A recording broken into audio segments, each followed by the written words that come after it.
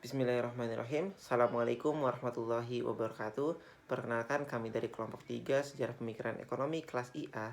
Pada kesempatan kali ini kami akan memaparkan hasil diskusi kami terkait topik naik turunnya pandemi, apakah hanya menjadi tanggung jawab pemerintah atau juga menjadi tanggung jawab swasta.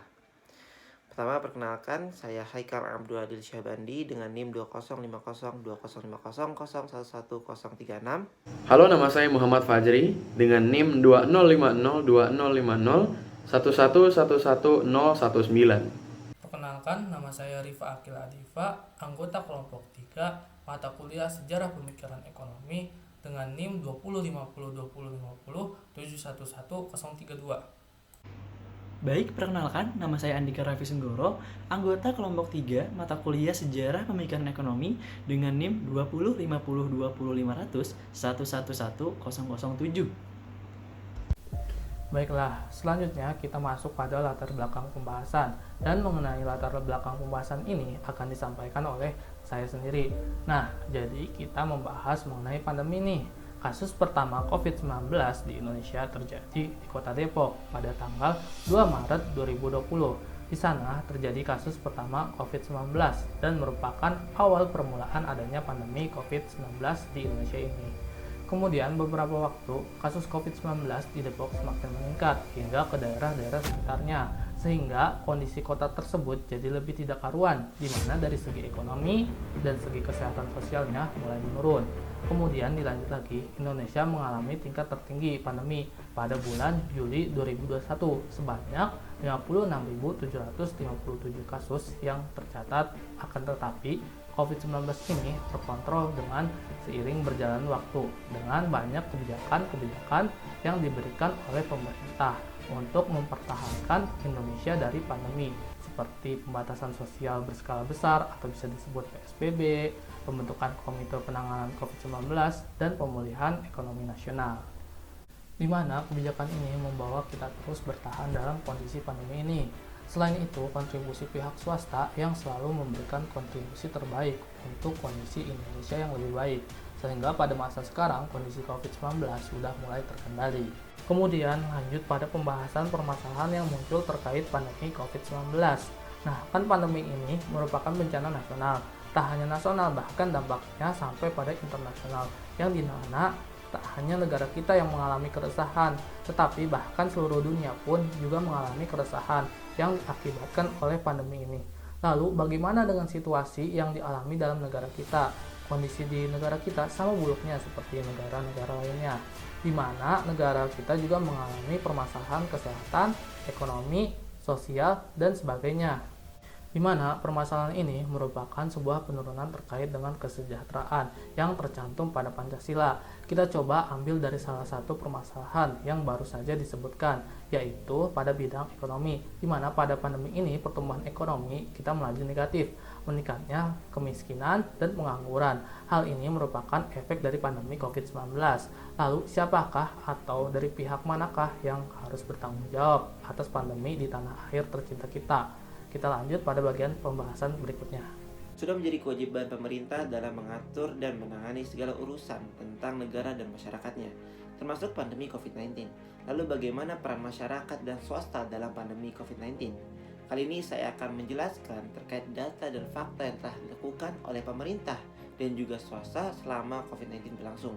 Dalam terjadinya pandemi, tentu pemerintah telah melakukan berbagai kewajiban dan juga kebijakan untuk menangani dan mengurangi pandemi COVID-19. Adapun kebijakan yang telah dilakukan selama COVID-19 oleh pemerintah, yang pertama adalah penetapan PSBB. Sebulan setelah pandemi melanda, Presiden Joko Widodo menerbitkan peraturan pemerintah tentang pembatasan sosial berskala besar. Tindakan PSBB ini meliputi perliburan sekolah dan tempat kerja, pembatasan kegiatan keagamaan, dan juga pembatasan kegiatan di tempat atau fasilitas umum. Yang kedua ada dikeluarkannya Perpu COVID-19. Presiden Jokowi mengeluarkan Perpu nomor 1 tahun 2020 yang mengatur tentang kebijakan keuangan negara dan stabilitas keuangan untuk penanganan pandemi COVID-19. Tentu masih banyak lagi kebijakan-kebijakan lainnya dari pemerintah. Ada stimulus pariwisata, pembentukan Komite Penanganan COVID-19, dan pemulihan ekonomi nasional atau disingkat dengan PEN, Yang kemudian ada penerapan PPKM yang berlaku pada zona-zona merah atau daerah-daerah tertentu. Yang keenam ada kartu prakerja, dan yang terakhir ada sanksi bagi pelanggar protokol kesehatan, yang dimana Presiden Jokowi meminta kepada daerah membuat aturan turunan dari Impres nomor 6 tahun 2020 tentang peningkatan disiplin dan penegakan hukum protokol kesehatan dalam pencegahan dan pengendalian COVID-19 dan memuat sanksi bagi pelanggarnya. Tentu kebijakan pemerintah ini dilakukan atas dasar kewajiban dan juga dengan tujuan untuk mengurangi pandemi yang telah melanda dan juga pencegahannya. Tidak hanya itu, mari kita bahas dari sisi swasta. Sejumlah perusahaan swasta juga ikut membantu pemerintah dalam menangani pandemi COVID-19 di Indonesia. Salah satunya adalah PT Adero, yang dimana telah memberikan dukungan sebesar 1.000 konsentrator oksigen senilai 12,6 miliar rupiah kepada rumah sakit dan klinik. Tidak hanya itu, perusahaan yang kedua, saya dapatkan data dari CNN, Nestle Indonesia telah mendistribusikan lebih dari 3 juta produk makanan dan minuman bergizi, 1,6 juta APD, serta berbagai kebutuhan pokok yang mendukung tenaga kesehatan dan masyarakat terdampak di 34 provinsi. Berdasarkan data dan fakta yang telah saya paparkan, dapat kita ketahui bahwasannya peran dari swasta telah membantu meringankan beban dan juga kinerja dari pemerintah dalam melaksanakan pencegahan pandemi COVID-19. Ialah bagaimana solusi dan kebijakan yang baik itu seperti apa. Seperti yang telah kita ketahui, peran dan kebijakan pemerintah untuk mengatasi perekonomian pada masa pandemi ini memang masih banyak menghadapi berbagai hambatan atau tantangan dari segala sisi, baik sisi regulasi, administrasi, maupun implementasi yang ada di lapangan. Belum optimalnya peran pemerintah dalam perekonomian masa pandemi ini menjadi dorongan kembali bagi pemerintah untuk tetap memacu kebijakan-kebijakan yang tentunya berpihak pada kepentingan publik.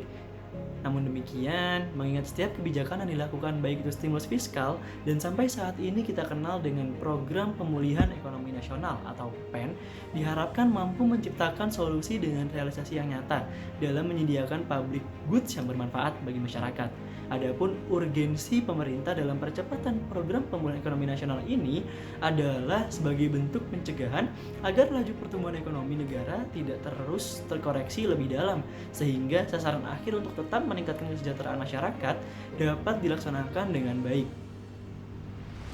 Selanjutnya ialah contoh bagaimana peran perusahaan juga pemerintah yang dapat mereka lakukan bersama-sama untuk membangkitkan kondisi pada masa saat ini, yaitu bisa dapat dalam memaksimalkan penggunaan juga distribusi vaksin agar dampak positifnya tidak hanya dirasakan oleh masyarakat, tetapi juga berdampak positif terhadap percepatan pemulihan ekonomi.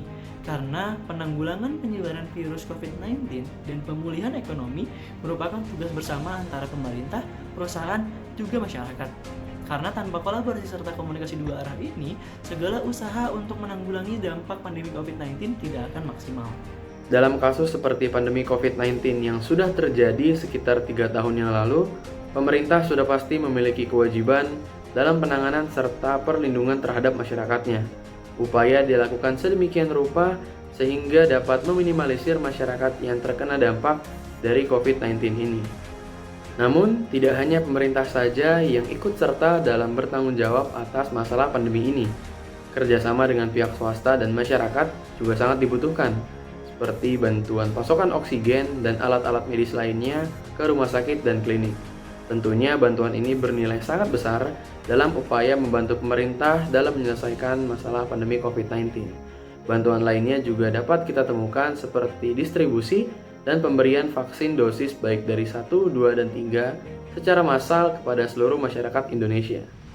Menjaga protokol kesehatan juga menjadi bagian yang terpenting dalam upaya pencegahan virus corona, seperti memakai masker, mencuci tangan, dan menjauhi kerumunan.